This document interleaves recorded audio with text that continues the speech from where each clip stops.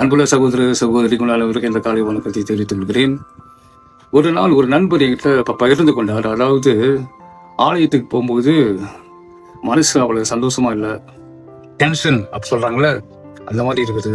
ஏனென்றால் எல்லாரும் சுற்றி இருக்கிறவங்க எல்லாத்தையும் பார்த்து இவங்க இப்படி அவங்க அப்படி, இவங்க வாழ்க்கை எனக்கு தெரியும், அவங்க வாழ்க்கை எனக்கு தெரியும், இந்த மாதிரி கூட்டத்தில் நம்ம உட்காந்துருக்கிறோமே அப்படின்னு ஒரு மனசுல ஒரு சலசலப்பு ஏற்படும்.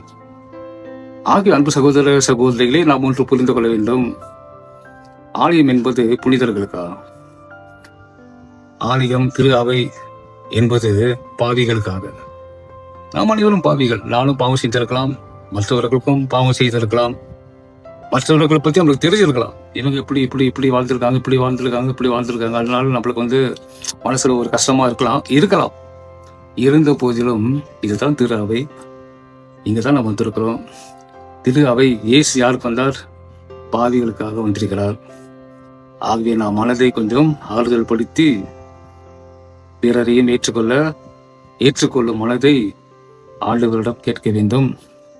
நமக்கு எப்படி உணர்கிறோமோ அதே போலதான் மற்றவர்களும் உணரும். அவர்களும் நினைப்பார்கள், எல்லாத்துக்கும் நம்ம இந்த திரு ஆவிக்கு வந்திருக்கோம், இந்த மாதிரி மக்களோட இருக்கிறோம், அவங்களெல்லாம் எனக்கு தெரியுமே அப்படின்னு நினைக்கலாம்.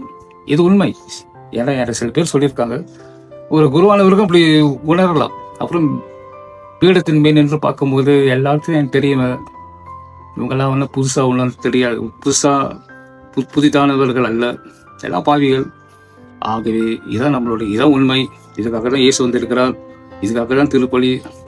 இந்த பாவிகளை மீட்க தான் இயேசு வந்திருக்கிறார்.